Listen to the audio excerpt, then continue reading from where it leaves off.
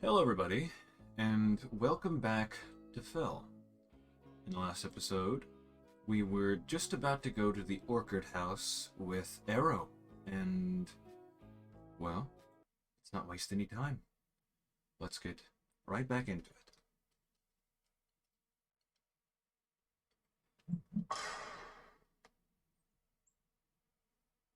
it. Seriously? That's... God damn it.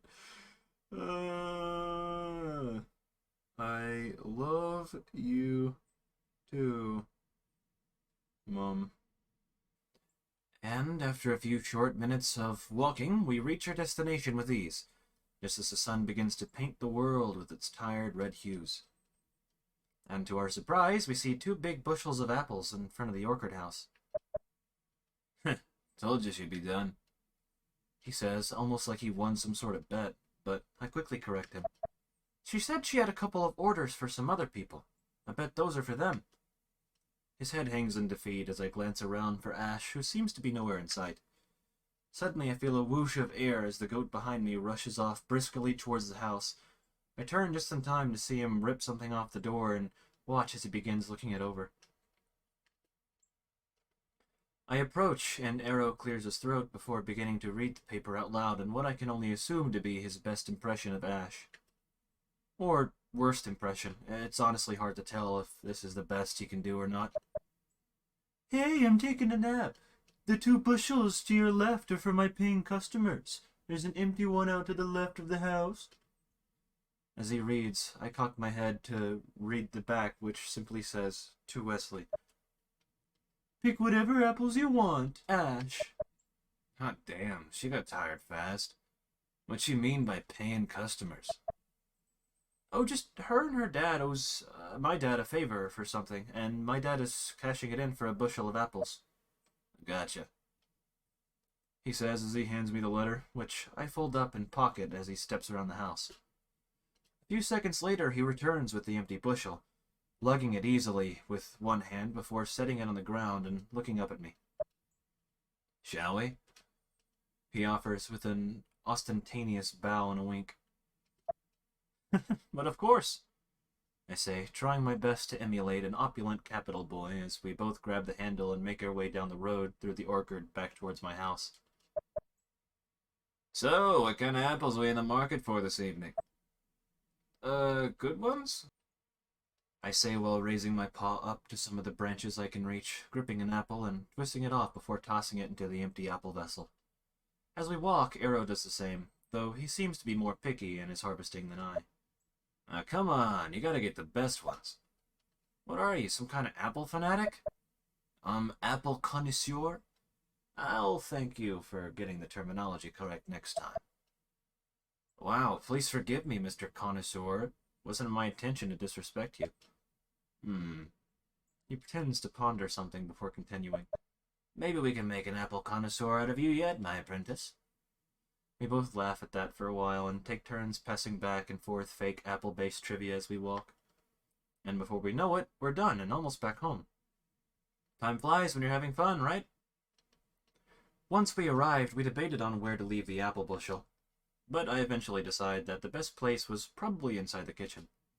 So, after lightening our load, we decided to take a quick rest. Okay, pop quiz. What's the best type of apple? One plucked from the garden of the king of apples, of course. Correct. I try not to laugh at the stupid non-joke, but quickly break and Arrow follows suit. Our laughter fills a small room, and suddenly the scraping of wood on wood sounds out from the other room. Both of our heads whip towards the closed door by the bookcase, which opens within seconds of our glancing, revealing Dad in all of his tired glory. He yawns and flashes his trademark goofy grin. Hey, boys. He takes a few steps forward and glances off into the kitchen, pausing to stretch his back as he does so. Well, that was awfully fast. Yeah, me and Arrow got to pick the apples ourselves, too. My tone sounds almost childlike, and I feel myself getting embarrassed by how dumb I must sound. I continue, but try to tone down the gleefulness. Also, Mr. Jones says tomorrow's great for him, and for time, whatever works for you. I think we might see him down at the community center later, so y'all could talk about it there if you want. Perfect. Thanks, Wes. Got a bit more work to do.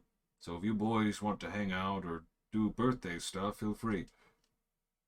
Arrow smiles and thanks Dad, who saunters into the kitchen and grabs an apple to snack on before returning to his room to finish off his after-mentioned work. So, what do you want to do? I ask Arrow, my childlike tone almost returning with the question. But he just stares off out the window silently, a sad yet serious look on his face. Arrow? I say his name, my worry seeping into the word, but he turns and hides his previous emotion with the facade of a smile.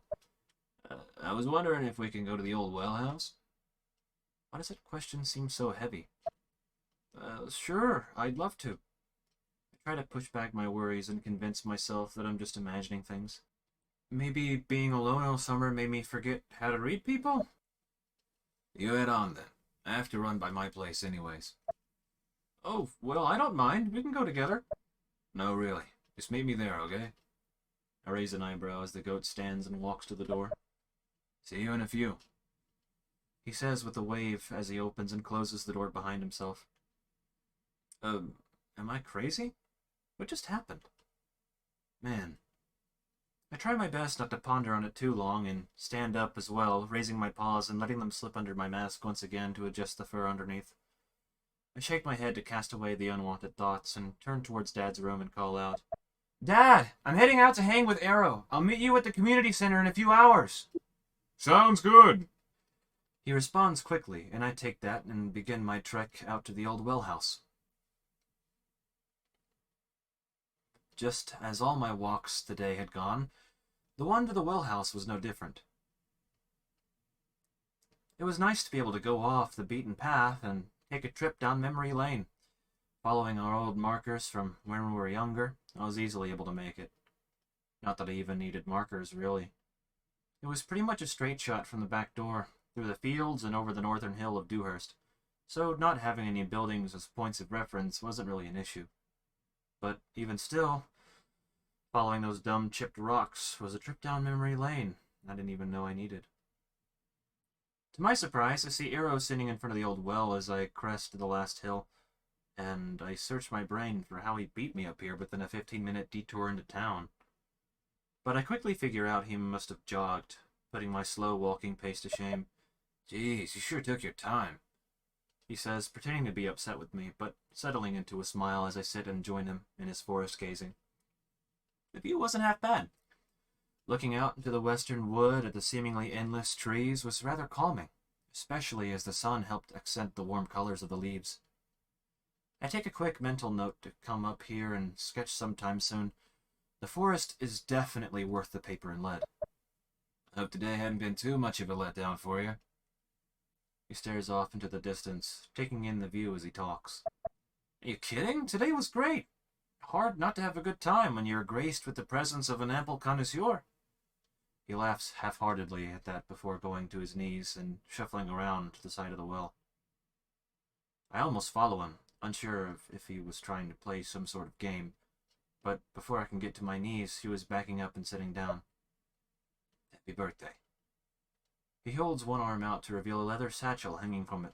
It looks rather nice, nothing too festive, yet at the same time definitely not too dull either. I take it from him and let my fingers run over it, tracing the curves and bezels, feeling the craftsmanship that went into it. My lips part to thank him, but before I can, he continues. Open it. I indulge with a little laugh and unbutton the flap to find words engraved on the inside. For my best friend in the entire world, AJ. My face gets a little hot and my lips curl into a smile as another chuckle escapes me. I haven't called him AJ in years. That was back before I started wearing the skull again. My smile fades into an almost mournful frown at the thought of us being boys again. I turn, still trying to figure out whether to joke with him or hug him and thank him again. But I just look at him as he stares off into the distance. Arrow? He doesn't respond. His left hoof taps anxiously as he stares off, his eyes dancing left and right like he's searching for something that can't be found. Arrow? I ask gently, and as I do, the wind flows right by us, almost as if it was attempting to blow away the tension that was hanging in the air. Something is wrong. Arrow? Is everything all right? I'm leaving. He cuts me off in a whisper, but I hear it clear as day. A shiver runs down my spine as the sorrow-filled breeze from earlier blows by once again. What? I heard him loud and clear, but that was all I could manage. I'm leaving Dewhurst, he repeats, this time more definite and confident. The words hang in the air, and this time not even a gust could carry away the tension. All I can do is repeat myself. What? There's anger surfacing in my voice. No. Anger, confusion, sadness, and about 3 other emotions I can't quite pin down. You can't just run away. You can't just leave. I have to wrestle with myself to not add me onto the end, but that's kind of what it felt like he was saying. He looks at me with a tinge of anger in his eyes, but the hurt in his face is far more prominent. I'm not just leaving, Wes. It's not like I haven't been thinking about this for a long time. This isn't just some last-second decision. He turns his head back and continues looking over the forest. I have a plan and everything. Arrow. I scoff and roll my eyes. I can't believe I'm hearing this right now. This has to be a joke. I want to go to the capital, Wes. I can't just be a farm boy for the rest of my life. I can't just be here for the rest of my life. Arrow, the capital? Are you kidding? Do you have any idea how far away that is? Not to mention how expensive it would be to live there. Tears rise to the surface once again, but still, I don't let them breach. And as I wrestle with my emotions, the goat continues while staring out into the world that lies beyond the trees. 697. What? 697 gold pieces. That's how much I saved. My jaw drops, and I almost expect him to brag or admit that this is all a joke, but that doesn't happen. He doesn't even look at me. How? How? I've been saving for a few years now. Not necessarily for this, but just in general. I did pick up the pace earlier this year, though. Did some information gathering in Porthaven a while back, and if the numbers haven't changed much, I could easily be able to afford rent and food for 6 months. But why? I ask, ignoring the fact that he has enough money to finance building 10 or more houses here in Dewhurst. My grief at how real this was becoming nearly audible. Because I get to decide who I am. His eyes settle on something in the distance as he pauses. I look out to see what he spotted, but can't make anything out aside from the trees. Because I get to be happy, Wes. His voice takes an almost pained tone as he speaks. I want to be a chef, or try to be one at least. I want to see more than just fields of corn and docks for the rest of my life. My body shakes slightly as he talks. His words, in a weird way, almost feel liberating. But at the same time, it feels like they're suffocating me. Why is he doing this to me? Couldn't it have waited? I search my brain for something to say, and now my eyes glancing back and forth over the trees, hoping that they might hold some sort of answer as they seem to have for the goat. Before I can find it, he speaks, his voice careful yet determined. I want you to come with me. I waited all summer for you to come down. I can't help but laugh at his words. What? Does he need a cheerleader or something? I'm serious. I can be a chef, and you can sell your art. I'm confident it'll work. You're the best artist I know. I'm sure you can make a killing, man. Arrow, I say in disbelief, his name being the only thing I could think to say, but the way he reacts tells me I should have thought harder. Can you fucking stop that? I'm not crazy, he says, standing and taking a few steps away, though my eyes just remained on the trees, not wanting to risk looking at him and breaking down. He turns and speaks again. I'm not crazy. I know I'm not as smart as you, but that doesn't mean I'm an idiot. I put my head between my knees as he talks, trying to process how I feel. I'm leaving today. I feel like I'm going to die. He pauses, and I can almost hear him calculating. Are you coming? The question hangs for a moment as I search for anything to say.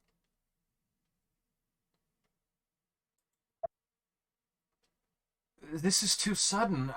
I don't know. Please, I need more time to think.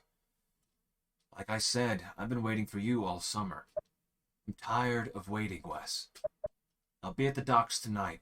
Hopefully it's enough time for you to figure it out. He just stands there, staring at me as I wage war with myself, fighting not to start whimpering and sobbing. I want you to know you're one of the only things in this town that really, truly matter to me. And I'm gonna miss you a lot. And just like that, before I can get myself together enough to say goodbye, he leaves. Right as I stop being able to hear the leaves crunch under his hooves, I lose the war, and the tears run free. I try my best to stop, just to think and process, but I can't. I feel sick. My eyes close, and suddenly I find myself hugging something, rocking back and forth to slow my tears. I want to look at the trees again. I want to look at anything but the back of my own eyelids. But my eyes won't budge, no matter how hard I try. They just stay locked shut as I sob. And soon I lose track of how long it's been. My mind gets hazier and hazier. I feel myself slip away into the different kind of darkness.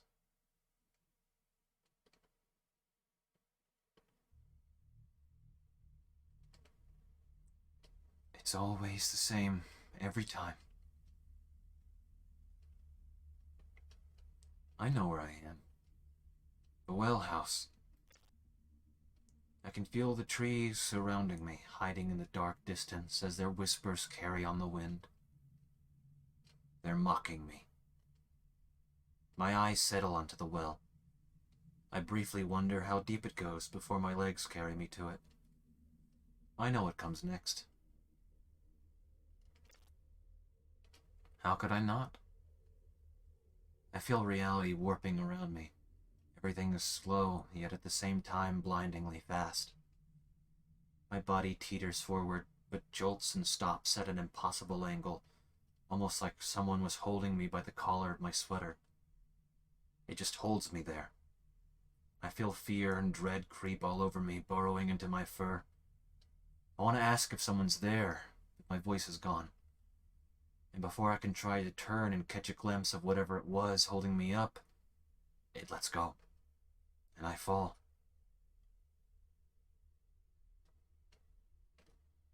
It felt like I was drowning, like something was pulling me deep underwater. My paws flail wildly to try to find purchase on anything, but all I find is slick and ungraspable stone. Air. Air. I need to breathe. I need... My eyes open, and they're greeted with a moonlit view of the forest. I huff and wheeze, trying to catch my breath as I hold onto the satchel for dear life. I think I'm still crying, but my tear-soaked cheek fur, which was sticking to the inside of my mask, made it hard to tell. I try to imagine the trees in the distance as lines, another exercise I used to try to calm down sometimes. And while I do it, I try my best to process. Arrow. He's leaving. I want to scream, but I fight the urge as I push against the ground awkwardly, doing my best to stand up. My arms stay locked around the satchel, and another urge comes over me. I don't resist this one and let the emotions out by throwing the gift to the ground. The bag slides a foot or so on the grass, but something inside shoots out a few more feet. My already erratic breath wavers as I step forward to see what popped out. A leather-bound sketchbook. The simple design it bore was similar to that of its previous container. Without even thinking, because I know I can't handle it, I just pick it up and slip it back into the satchel. My arms wrap around the gift. My brain repeats what it knows.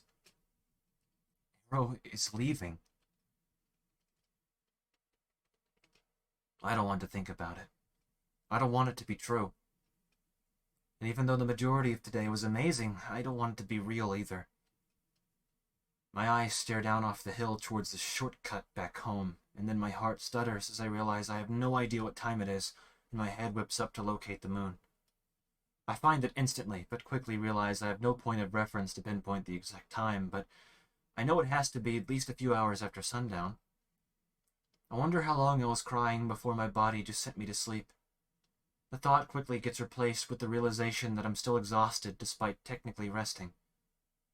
I want to go home. I just need to go home.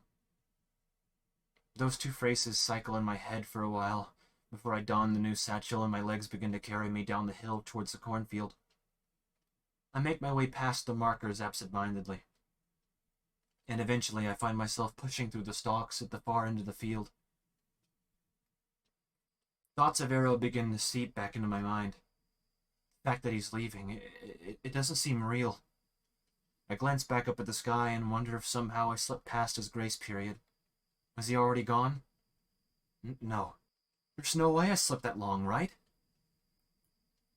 Another worry soon joins my head. Was Dad still waiting for me at the community center? Did he get tired of waiting and decide to head back home? I wonder if he's disappointed in me.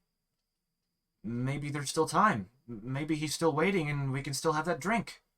Maybe after I can convince Arrow to stay a little longer? I wonder what...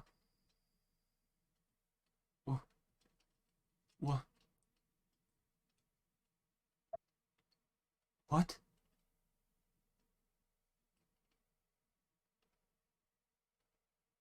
Suddenly, all my previous worries vanish.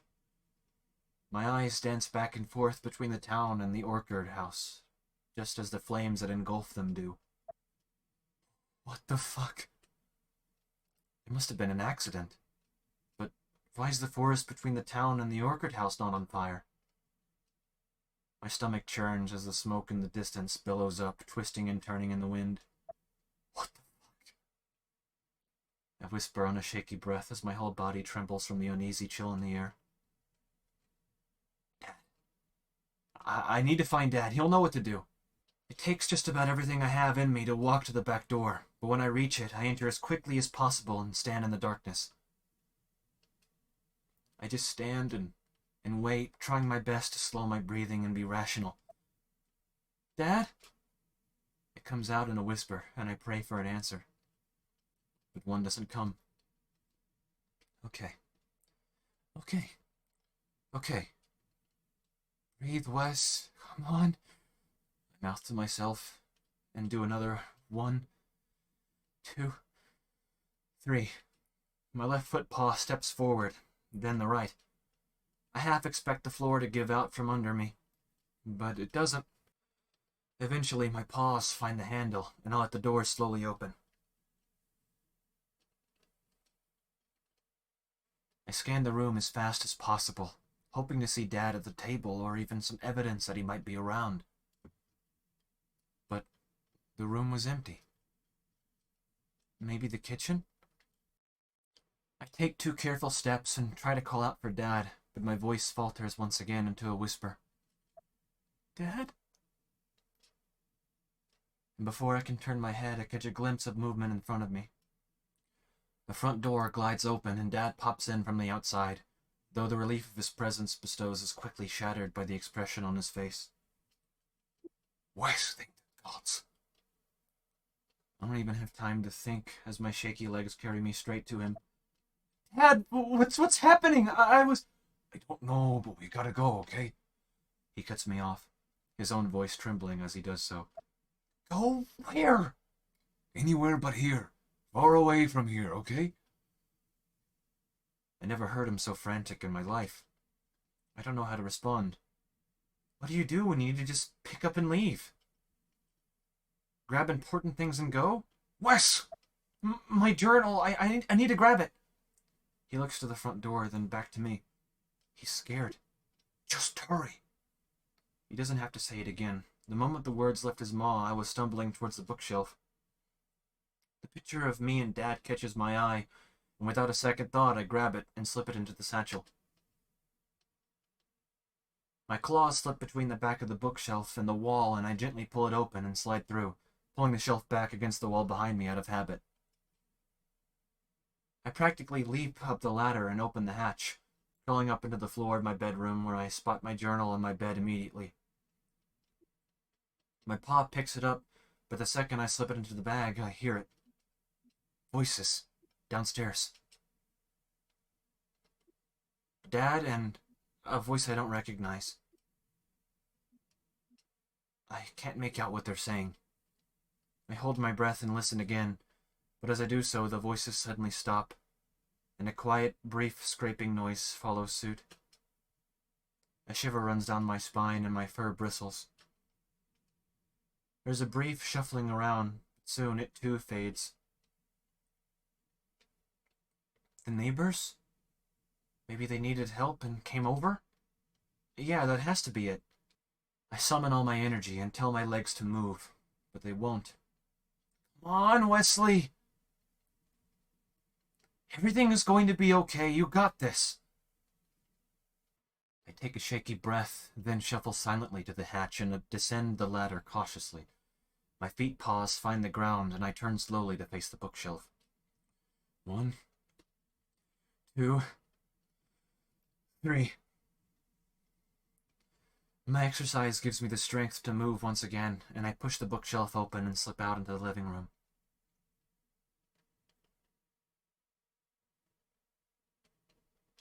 My eyes land on Dad, and my whole world crumbles.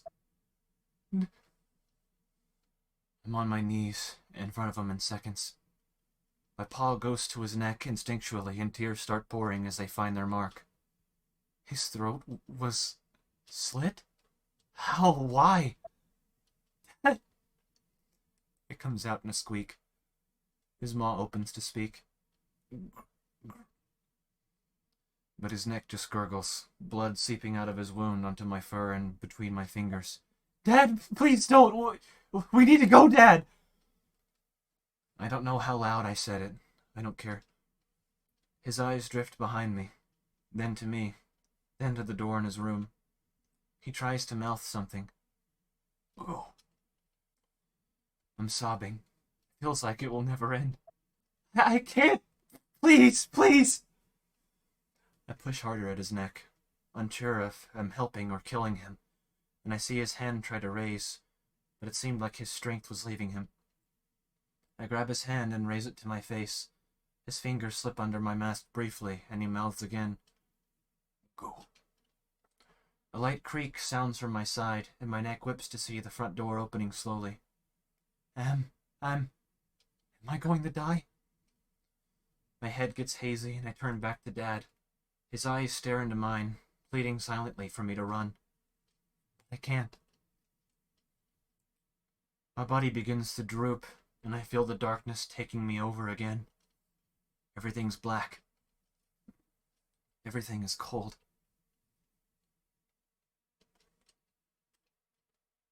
It's always the same.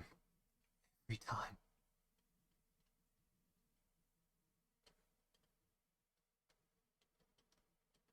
Well, not exactly. Not this time.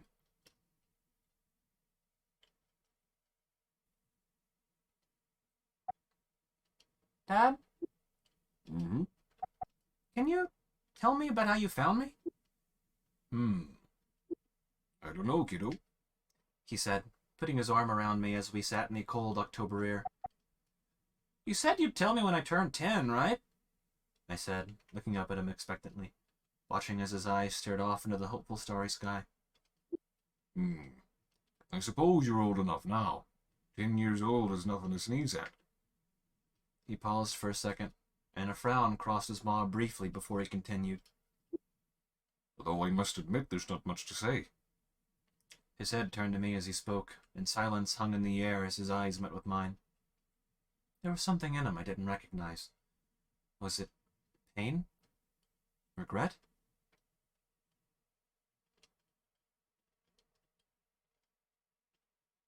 Chapter 2. Darkness. Darkness and the whirlwind that is my mind.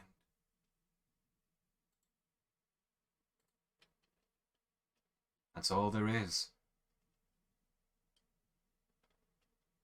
I can't quite get a full thought out for some reason. But someone is holding me. Where? Where am I? Dad. I try to call out for him, but my mouth shuts before I can finish. Quiet down. It's okay. A voice whispers in my ear, and I feel myself sway lightly. I try to move, but I can't make my body do what I want. I feel sick. Why? I feel... Before the thought can flourish, it fades into the darkness, and soon after I follow suit.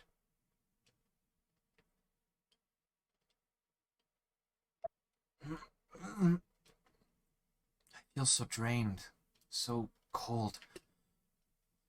My eyes open and land on the canopy of trees above. The warm colors of their leaves feel almost chilling in the nightlight. But even still, they're as beautiful as ever. Leaves. Leaves? Wait. I try to call out, but my jaw just tightens, and my mouth closes before the word can conclude. Shh! A whisper hits my ears once again, and I roll into my side to get a better sense of what's going on. Though it takes way more effort than it should. It feels like I'm swimming in honey. What? Oh, God! I try to scream, but my jaw stays locked shut. What the fuck is that thing? My eyes shut tight, and my breathing quickens. It's just a dream. Yeah, you're dreaming, Wes. Wake up! I try to convince myself this is just a new nightmare, and I try to tell myself that when I open my eyes, everything's gonna be okay. But every millisecond that passes, I'm reminded of how real the grass I'm laying in feels. As I turmoil, something touches me. A paw lands on my shoulder. Hey, it's okay. I'm here to help. My eyes open after the voice trails off, and I'm greeted with... a dog? A wolf? His half-hearted smile slowly morphs into a frown as he looks at me. Are you alright? You're shaking. I stare into his eyes, and before I know it, my fight-or-flight instinct kicks in, and my paws shoot forward to try to push him away. He catches both before they make contact and pushes me onto my back. My paws clench into fists as I strain to wrestle control from him. His expression shifts to a more serious one, his grip tightening slightly on my wrists. I grunt from the struggle and try to roll him over, only for him to overpower me and pin both paws on either side of my head. I gaze up at him with a glare of defiance, but pause when I see his fearful expression. Every inclination to fight back ceases as we stare into each other's gazes for several long breaths. With a sigh, he releases my paws and rises to his feet, arm outstretched. Listen, let's just start over, okay? I'm Marsh, and I'm really trying to help out here. The wolf whispers as I catch my breath and try to calm down. I'm Wesley, I say, warily accepting his as I get up to my feet, pause. Listen, I need to get back to my dad. Something happened and... Wait, I can't remember what happened. No, it's not safe there. I'm not going to let you get yourself killed. The words he says make my stomach churn. Killed? I try to wrap my mind around the idea that going home could get me killed. But it just leaves me frustrated and confused. My head isn't working right. None of this makes any sense. I try to say something, but I don't know what I want to say. After a few moments of quiet, the wolf breaks his silence. Listen, we can talk all you want, just not here. His head whips around, and his ears twitch before he continues. It's not safe. Let's at least get a bit deeper into the woods. I stand still and look off into the brush silently, just trying to understand what's going on. I was going home? Home. What happened? The thought gets interrupted as the wolf speaks again. Come on, and try to be quiet. Like I said, I really don't want you to get killed. I suddenly feel something wrap around my wrist, and I look down to see the wolf, Marsh's paw around my wrist, pulling me off deeper into the woods. What in the world is going on? Killed? Why would I get killed? It makes no sense. There's nothing dangerous about... My fur stands on end, and Marsh's gait halts as a crunch sounds off from somewhere. Our heads whip around to the source of the noise, within the brush to the right. Eventually, I let out a sigh of relief as a bunny emerges, scurrying off deeper into the woods. Hey, before I can finish, Marsh whispers out, his tone more hushed than before. Follow where I walk, okay? Let's just go for a while, and then we can rest and talk. Once again, I want to retort, but for some reason I don't. Instead, I look down and follow his lead almost exactly without protest, dodging the random leaves and twigs that lie on the forest floor as we go. Slowly, I manage to get lost in the repetitive movement, and I take the time to try and run through the things in my head again. Arrow and I were out at the well, fell asleep. Then I went home, and I can't remember what happened next. Come on, think, Wes.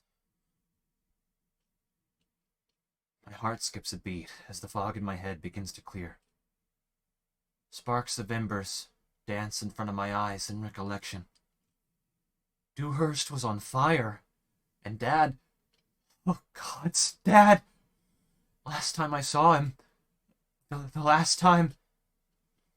My legs stop, and all I can do is stare down at them as I think.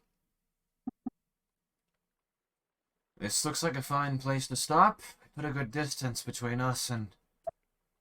I need to get home now. I interrupt with a tiny yet affirmative voice. The wolf just frowns at me.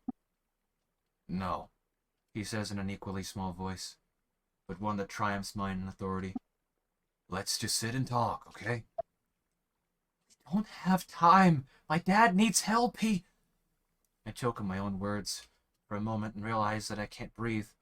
I look down and try to console myself. Come on, Wes, breathe. It's gonna be okay. He's hurt and he needs help. I finish, looking back up at him, waiting for him to realize he needs to lead me back home. But as I stare at him, his frown grows more intense, and I see something in his eyes that I recognize. Regret. Your dad. He was the ram you were laying next to, right? The question hangs and I can feel my breathing pick up. I try to swallow, but I just can't. There's a deep silence between us, only broken by the sounds of the forest. I look deep into the wolf's eyes, pleading for something, but I don't even know what for. I'm so sorry. No. I tried to help, I really did, but I was too late. No. We just need to get back and we can... My voice breaks, and I stumble over my words again as I stare into his eyes, watching that regret seep out. There's nothing back there, Wesley. No. No! Without even realizing it, I'm on my paws and knees. The edges of my vision fog up as I fight to hold back the crushing feeling threatening to erupt from my chest. I lose this fight, however, and an unrecognizable sound escapes my lips that causes Marsh to flinch nearby. As I fight to breathe, my claws dig deep into the soft soil that my knees begin to sink into. When I look down at them, my eyes widen at the dried blood coating my paw wraps. Mac's final moments flash before my eyes, with my desperate attempts to stop the bleeding, to keep him here with me. This isn't happening. It just isn't happening. He was fine this morning when I woke up.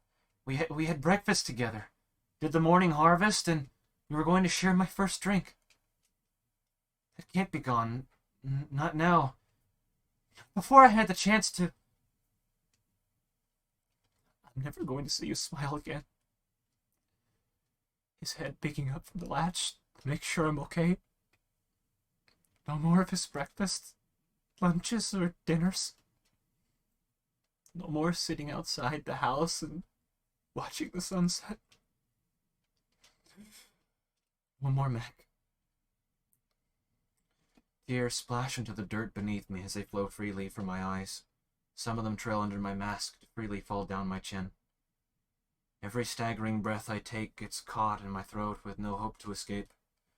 I squeeze my eyes shut in a struggle to recall our final moments together. Feeling the growing coldness of his fingertips pressing to my face underneath the mask, One last loving look. My right paw loosens its grip on the earth and raises to clutch the left side of my chest as if to keep it from exploding. This is my fault. This is all my fault. If I hadn't taken so long to get home, we could have left sooner. I got so distracted with Arrow that... Arrow? What happened to Arrow? I was supposed to meet him, but then all this happened. Did he make it out? Had he already left by the time all this happened? Or had he still been waiting for me to make a choice? What about Ash? Last I knew, she was at home taking a nap. Her home was engulfed in flames with Dewhurst. Was she still asleep when this happened? The tightening feeling in my chest persists to the point that I feel the world sway underneath me. Only strangled gasps manage to make it out of my muzzle in my continued efforts to breathe. I can only blink out tears as I stare down at the grassy earth beneath me, unable to look anywhere else. Doing anything feels like an impossible task. I'm only faintly aware of the slightest twitch in my ears, the rushing of water as it flows on without a care to the tragedy that befell my home. What am I going to do now? There's nothing left for me now. As I think, something warm presses against my back, which causes me to go more rigid than I already am. Though I know who it is, I don't respond, not seeing the point in saying anything. After a few moments, Marsh speaks up. Hey, I can't imagine... He trails off at that, and silence falls between us once more. Only the whispering wind blowing between us disturbs the growing emptiness. He withdraws his paw away with a sigh. Do you want to talk about it? I don't want to do or be anything right now, so I opt to say nothing at all. That answer's enough. All right, then. The wolf crouches down to take a seat in the dirt next to me in silence. I don't pay him any attention. There's just no point in going on anymore. Not a thing to look forward to when all your happiness lies behind you. We stay like this for enough time that the feeling in my arms and legs return with a stiff and dull ache. My arms in particular start to shake from the weight of holding myself up for as long as I have. Soon the ache turns into a growing twinge that forces me to finally sit up onto my heels and give them relief. Marsh is staring at me with a neutral expression that doesn't ask anything of me. I stare back at him while I reach under my mask to wipe away any remaining tears from my wet face fur. I don't want to talk about it. You don't have to. Okay. We sit with each other in silence under the dim moonlight for another stretch, an occasional leaf blowing by to catch our attention. We do need to get away from here, though. I barely give him a passing glance. Why? Because the ones that did this are still nearby, and we need to get someplace safe. Whatever happens now doesn't change what's already happened. There's just nothing more of value to lose. You can go on without me, then. Marsh gives a small start and shakes his head, a resolute look in his soft gaze. No, I'm not leaving without you. Why? Marsh starts to say something again, but stops himself before getting a single word out. He glances off towards something unseen in the woods behind us, then back to me. Look, I know it feels like there's no reason to go on, but just come with me for now. Figure out what to do next, even if it ends up being nothing at all. Maybe we could figure it out together. What is there to figure out? Everything I had is gone. What am I supposed to do now? Whatever I do now will be without purpose. I know, and right now you probably don't want to do anything except wait for your fate. But sometimes you just gotta keep moving, even if it's just getting up and walking. I glance back at indentations in the dirt made by my paws. After a few moments, a little ladybug peeks out and catches my gaze. I watch as it burrows out from within the dirt, slowly making its way out, fighting to get out of the deep trenches I made. Eventually succeeding and clawing away into the unbothered blades of grass, vanishing into the night. Just keep moving, huh? Sounds so much more easily said than done. Like most things, I guess. Another hard decision is presented to me, and everything in me tells me to stay put and wait for it to end. But that isn't something worth waiting for. 1, 2, 3. I mouth to myself, and despite seeing no point, I rise to my feet, with a low grunt before looking down at my paws once again. I stare at the bloody paw wraps and grimace, ripping them off and stuffing them into my pocket without even thinking about them anymore. Marsh gives me the smallest of thankful smiles, standing as well and taking a few steps towards the determined direction. My home isn't too far from here. If we go now, we can easily make it before sunrise. I only nod in response, which seems to be good enough for the wolf for now. He gestures for me to follow his lead as he begins heading deeper into the dense wood ahead of us. I stand there for a few seconds before following his stride without any further protest. Looking around, there's no indication in the path ahead as to where we're going, only that we're following the opposite flow of the stream. I focus on its already steady flow to my right, letting myself get lost in its rhythm, just trying not to think at all.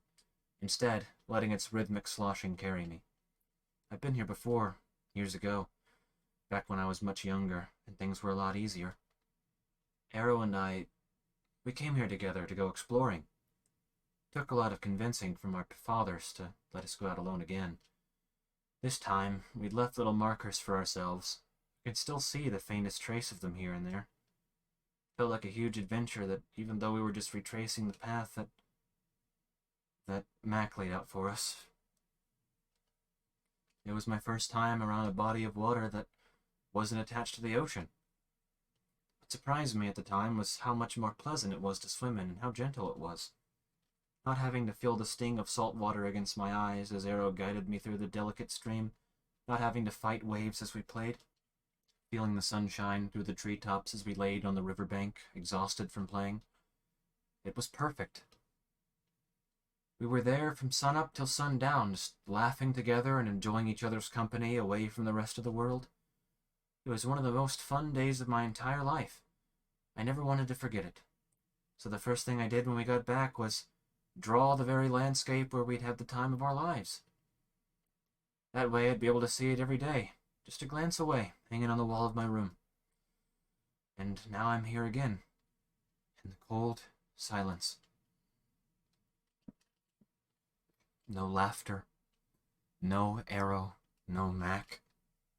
The same stabbing pain aches in my chest as one memory leads to another in a chain with seemingly no end. I'm doing it again. Thinking about anything is too much. I know I should try to think about something else, or nothing at all, but even so, my mind keeps wandering to them anyway, with questions I have no hope of answering. One thought dominates them all, however, and it's the sight of Dewhurst being consumed by flames. Seeing the only world I ever knew crumble away into ash. Destroying something is so much easier than putting something together. All it takes is one terrible night. Who could have even done this? And why? There's no reason to put a small town that the kingdom forgot about to flame. Marsh begins to speak again, and I decide focusing on him would be better than focusing on this. So, what's up with that skull thing? He asks, continuing his pace between the trees. As I look up, I study the wolf's body. His frame feels almost stiff as it moves, like a dry twig about to snap. Why does it matter? I answer almost in a growl, which shocks me a bit. I didn't realize how mad that question had made me until I was already speaking. No reason, just looks cool, and I was wondering where you got it. I don't know. Dad says... I pause, stumbling over my words and stumbling literally. A shiver runs down me as I correct my stride and attempt to correct the mistake I had made. My dad always said he, found me in it. I stare forward again, thinking about the day he had told me, and the look in his eyes as he did so. They seemed apprehensive. Troubled, even. He had to have been dreading the idea of telling me. He was always overprotective. But I didn't care. He was always more than enough. I only wish I could have told him that. I shake my head and look back up to the wolf, whose shoulders seemed to slack a little at my answer, like he was holding his breath for those few moments. His tail follows suit, its movements loosening in a slow sway. I start to wonder what could have made him have a reaction like that, but again, before I can get too far into thought, the wolf stops walking and turns back towards me and speaks. Wait, what do you mean by found you in it? I really don't want to talk about this, okay? Yeah, of course. Please forgive me. You can ask me stuff instead if you want, he offers, turning away and continuing. The pause lingers as I get back into a groove of following where he steps, flowing through the woods just like the stream to our right. My eyes drift up from the wolf's feet paws to his ears and back down again as I try to think of a question. Something catches my eye, though, and I feel another ache in my chest. Is that my satchel? I ask, almost whining as I pick up my pace to get a closer look at the bag resting at the wolf's side. With all the insanity, I completely forgot about it, when it was a part of a problem that seemed bigger at the time. Oh, yeah, sorry, he says, spinning and taking it off in one motion before continuing. I put it on to make carrying you a little less awkward. I meant to give it back to you when you woke up, but I kind of forgot. You can carry it if you want. My breathing hastens as I stare at the bag. My gift from... No. I can't keep thinking about that right now. No, just... You can hold on to it for now. Even in saying this, I feel my fingertips twitch from the desire to reach out and grab it. He gives me a knowing nod and turns away, slipping it back over his shoulder and moving the bag portion more towards his front side, likely in an effort to keep me from dwelling on it. Silence consumes us for several moments afterward as we continue on, but Marsh pipes up once more before it gets too awkward.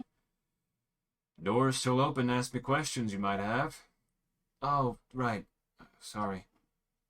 Well, the only one I can think of is... Who are you? What do you mean? I don't know. I've just never met a wolf before, and you said you live not too far from here? Do you live in Port Haven? I cringe almost immediately, realizing that he can't have been talking about Port Haven. If I remember correctly, that's at least 2 days away on foot. There's no way he'd make it before sunrise. Oh, no, I live in Othico. It's due west of here, off near the Westwood Lake. Othico? I don't recognize that name. Is it newly established? I don't think so. Though I guess it would depend on your definition of new. I think it goes back about 8 generations, maybe more. Weird. I think I would know of a town just a few hours away. Maybe it's just too small to be marked on a map or something like that. Don't worry, though. It's safe and cozy. I'm sure you'll enjoy it. And in the morning we can figure out what to do. After he finishes speaking, I look back down to my feed and think, Westwood Lake? That doesn't sound familiar either. I mean, there's a lake out this way. I've been there a few times with air... My heart sinks as I think about the goat, and now I'm thinking about everything again. I just tell myself to breathe and try to get lost in moving again. And luckily I'm able to. Some time passes, and every now and then a glimpse of Dewhurst flutter through my mind, but I do my best to shove them away and not think of them. I'm not sure how long we've been walking for now, but I know my feet are starting to ache from the hike. I glance up from the ground and look at the back of my guide, but the absence of a certain monotonic noise catches my attention, and I look off to the right. Sure enough, the stream we were following is nowhere to be found. I glance towards the wolf's back and think, and something just feels off. My fur bristles as more questions fill my head. My legs slow and eventually halt. And the wolf follows suit, stopping and turning back towards me. Everything okay? We aren't too far out now, but we could take a little rest if you need. Wesley? I'm just trying to think. My body instinctively takes a few steps back as I speak.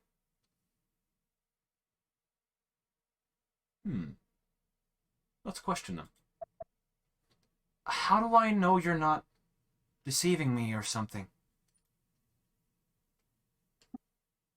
Deceiving you? What are you talking about? Just, what do you gain out of helping me? And you said that the people that did this could be nearby, but how do I know you weren't involved? He stares at me and frowns deeply at my accusation. Half of me wants to turn and run. The other half desperately wants to be able to trust him. Listen, I get that you're paranoid, I really do, but just think about it. If I was trying to hurt you, I would have already done it. We both know I could easily overpower you. His eyes widen, and he stiffens up. Not that I'll ever do that again. I didn't mean to. I was just scared you'd be too loud and... No, it's okay. I know what you mean. I know he's right about that. Not to mention, something about him just seems oddly harmless. I let out a deep sigh and run my paws over my mask. The stress of the situation just starting to overwhelm me again. Sorry. I'm just on edge right now. A lot of things at once, you know? Hard to imagine any of it being okay. Marsh's expression softens at this, and his shoulders relax a little, though not entirely. The bristled fur on his neck starts to flatten out, which he speeds up by raising a paw and fidgeting with it. Yeah, I get it. There's gonna be a lot of adjusting to, whatever this is. If it makes you feel any better, I'm playing this by ear too. He takes a few cautious steps towards me before continuing. How about this? Once we get to my house, we can sit down and I'll tell you everything that happened leading up to you waking up. Is that fair? I look down and nod, feeling a little guilty for basically accusing him of being involved in what happened. But he doesn't seem to hold it against me. Okay, then. I think at this point, we're only a few minutes away. Are you good to keep going? Again, all I have to offer is a nod, and with that, he turns and starts walking, though he starts off slowly and glances back at me a few times as he goes. I think he genuinely wants me to be okay, but for some reason I can't wrap my head around that. I'm just a stranger. A stranger with blood on my paws. I wonder if he was apprehensive when he first saw me. I wonder if he thought that I was the one who attacked Mac. I do my best to cut off that line of thought and decide that I'd better just wait for that explanation he offered. It'll be better to hear what happened on his end rather than just to speculate. My mind is too messy right now anyway. I shouldn't be trying to work through these things on my own. I'm still in a bit of fog as well. Wait. I take a look at the surrounding woods and notice a fog begin to roll in. Or maybe it had always been foggy? I focus my gaze back on Marsh and debate whether or not to ask about it, and my curiosity gets the better of me. So, kind of foggy, right? Yeah, just a bit, but don't worry. He stops just before the cusp of the growing density of it to face me once again. I'm not... It feels like it came out of nowhere. It's fine. Othico should be right on the other end of the fog. He half turns to face it, when his ears and tail perk in recollection of something. Oh, and once we get through, don't talk until we're inside. That way our voices don't carry and wake anyone. My house is a small one towards the edge of the village. I'll point it out when it comes into view. Okay, got it. Without another word, he moves forward, and is taken almost immediately by the milky wall in front of me. I take a step back in surprise, and hesitate a few moments until I'm able to make out an outstretched paw in the hazy air. There's nothing to worry about. It's just me. Easier said than done. Feels like I'm walking to a fantasy land, only hearing it in passing by local fishermen. I stare at the wolf's paw for a few moments before glancing backward, getting one last look at the obscured forest and returning my gaze back to the paw. Nowhere to go but forward, I guess. I grasp his soft paw in mine, shivering at the warmth, and allow it to lead me to wherever lies ahead. Slowly but surely, as we walk paw in paw, I'm able to see more and more of what's in front of me. First, Marsh comes into view, and then, before me, about a dozen or so homes materialize under the now clear night sky. Said homes, similar to the stone ones in Port Haven, look to have been settled into the earth for years. Vines and other various shrubbery can be seen growing through the foundations themselves, almost as if to hold the homes together. The natural dirt path between them has numerous paw prints with little to no sign of carriage tread to be seen, uncharacteristic of most villages, or at least the few I've been in.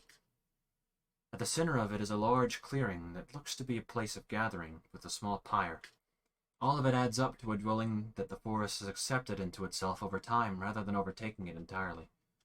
Something about it just feels calming, like I can almost breathe in the air properly for the first time since waking up. Once we fully make it out of the fog, Marsh releases my paw. His eyes meet mine and he raises a finger to his maw, reminding me to keep quiet. He signals for me to look off back to the sleepy little village and points towards a small little cottage near the edge of the clearing. I give him a thumbs up, showing that I understand which one he means, and we begin making our way forward, slowly creeping through the little town off to Marsh's home. The large building to our left holds my attention as we advance forward. It almost reminds me of the community center in Dewhurst. Maybe it holds a similar purpose for the folks who live there. I put a pin in that thought and return my attention to moving forward, turning my head just in time to see the wolf speed up and reach in front of the small building before me. He glances back at me before opening the door and motioning me inside, and I do my best to pick up the pace. Once I step through the doorway, I take in my new surroundings with a bit of intrigue. The first thing that strikes me is just how similar it is to my bedroom back home, small yet cozy. There are several books strewn along the floor here and there, with one in particular open to a picture of a place I can't quite make out. Random plants decorate the small space, leaving the room smelling a bit earthy. Not in an off-putting way, though.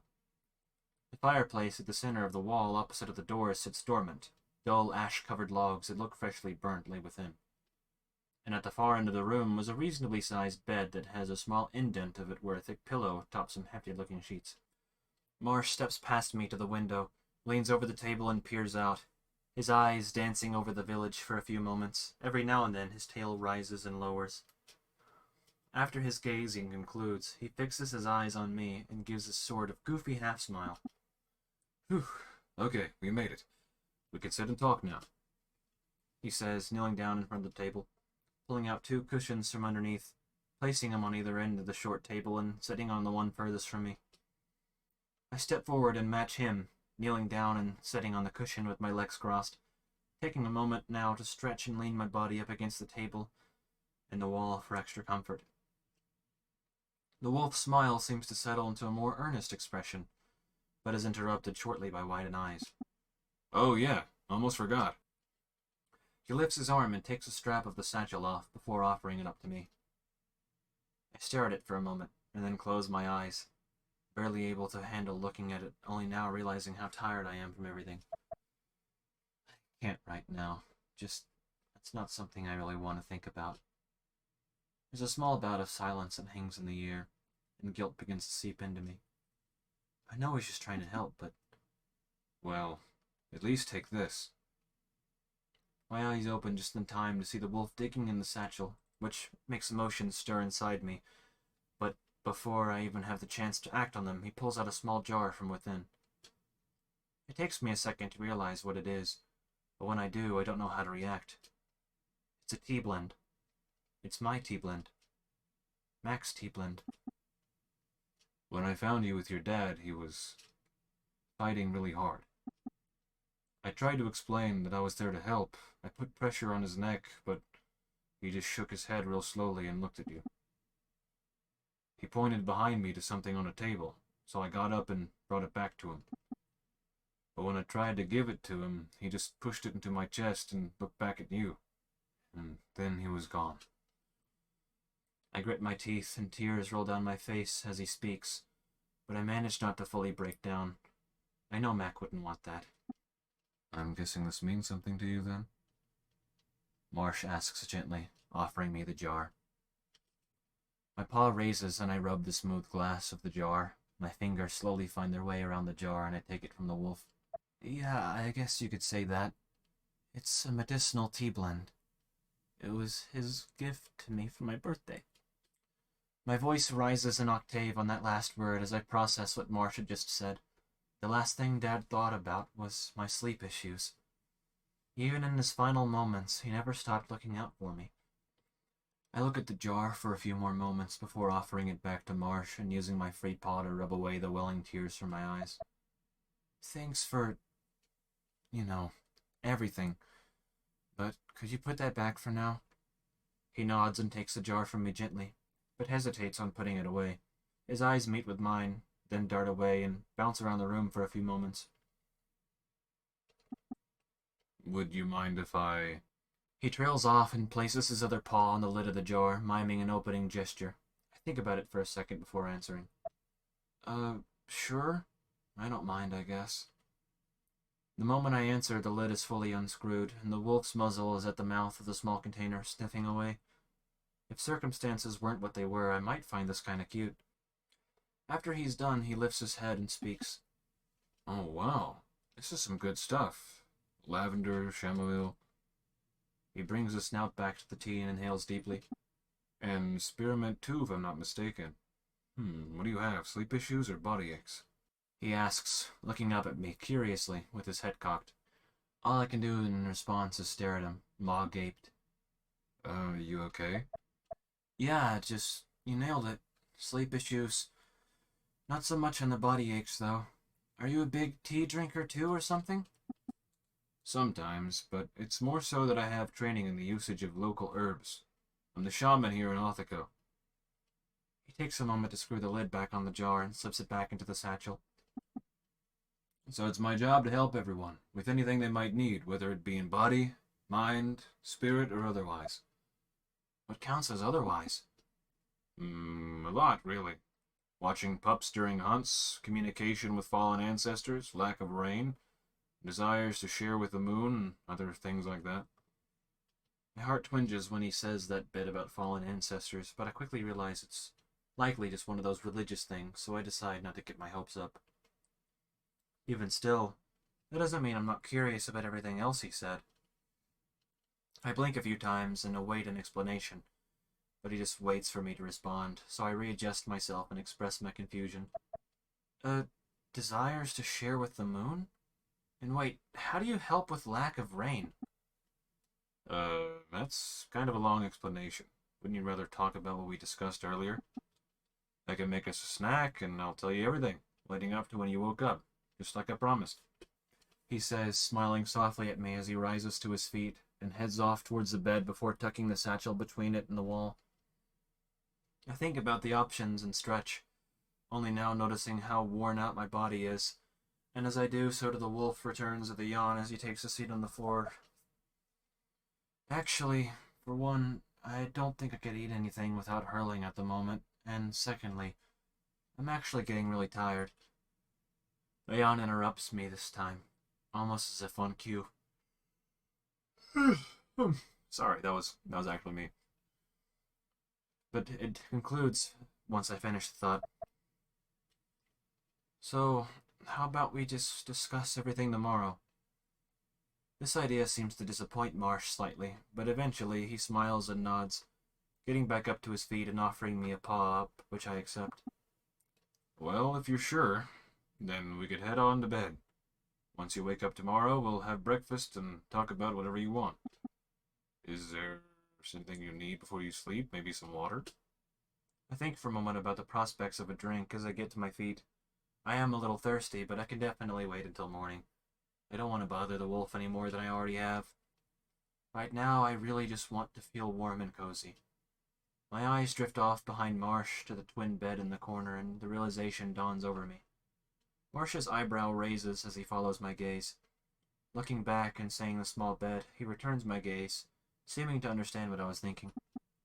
Ah, the bed's all yours, my friend. What? No, I couldn't take your bed from you. You just had the worst birthday imaginable.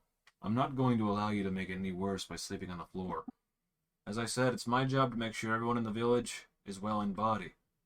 That includes visitors. They're refugees, I guess? As he responds, I think about that word, refugee. I hate how close it is to fitting. I shake away the thought and take a few steps past Marsh towards the bed.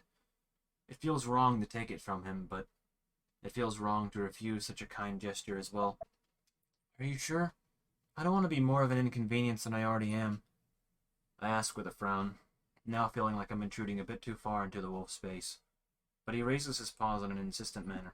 I'm extremely sure, and don't worry about intruding. Seriously, I fall asleep on the floor on my own sometimes anyways. If you wake up in anything at all, don't hesitate to wake me up as well, okay? Okay. I reply softly as I take a seat onto the wolf's soft mattress. It feels a little shoddily made, but even so, it feels amazing, and immediately I lean back and let my back relax against the soft sheets. A chuckle sounds from below me, followed by some quiet shuffling along the floor. I think for a few moments and lean up to see the wolf arranging cushions on the ground. I take the opportunity to speak. Really, thank you. It's no problem. You deserve a good rest. No, I mean, like, for everything. I know you didn't have to carry me out of Dewhurst, or bring me here, or help me at all. You're a good person, Marsh. His eyes light up as I say this, and for a moment he almost looks as if he might cry, but instead he looks away and thinks. I don't think I deserve that yet. We still have a lot to figure out. No, even though we aren't quite out of the woods yet, that doesn't mean you haven't helped me immensely. Marsh lays there with silence, hanging between the two of us. When next he speaks, it's in a more subdued tone, mixed with a yawn. When you're called upon to be kind, you shouldn't hesitate to answer.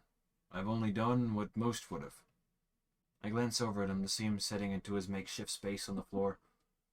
Anyways, good night, and may the moon guide you to sleep.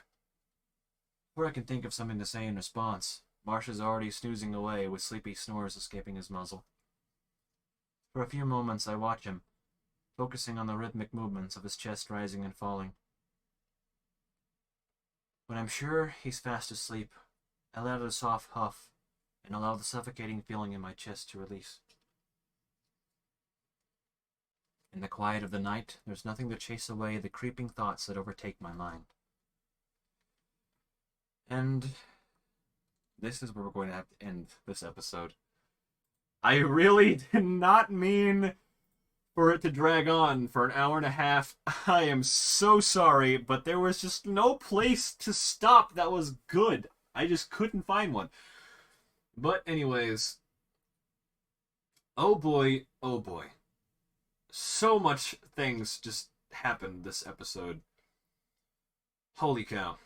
Alright. Well, unfortunately, this is actually currently the end of this visual novel. Chapter 3 is in the works. It is not yet released. I have no indication as to when it will be released. But if you really want to see it released faster, I'll leave a link in the description to where I got the game, and as well as a link to the game creators' Patreon. You can go there, support them. I'll probably support them too, and hopefully we can get Chapter 3 out and get another video out, because my god, I am loving this so far. There's so many things happening, and in case you couldn't tell, based on how convenient some of my voices are and how I tone them in connection to the lines of dialogue that happen afterwards, yeah, I've already read this. And reading through it again, I'm picking up on a lot of different things that I didn't read first time around. And if you want my theories, then honestly, you're just going to have to converse with me in person, or you're going to have to, like, rewatch all my videos. And when I say converse with me in person, I mean, like, comments, obviously. Like, don't come up to me. Don't do that. I don't know you. But, yeah, anyways, that's it. Hope you guys enjoyed. I hope my mic doesn't sound like ass. I got some new recording software, basically, and hopefully it's making this at least a little more bearable to watch. And if you really honestly made it this far, holy hell, dude, I have to commend you. Way to go. Because I doubt I was even able to get through all this in one go, even editing it, and my god, was there so many outtakes to edit out. Currently, the video is sitting at 1 hour and 33 minutes, and if you're listening to me right now and it's any shorter than that, then that gives you an idea of how many outtakes there were. Anyways, without dragging this on a little bit too far, I just want to say thank you for sitting with me with this, and hopefully we'll be back in the world of Fel again. But until then, that is all.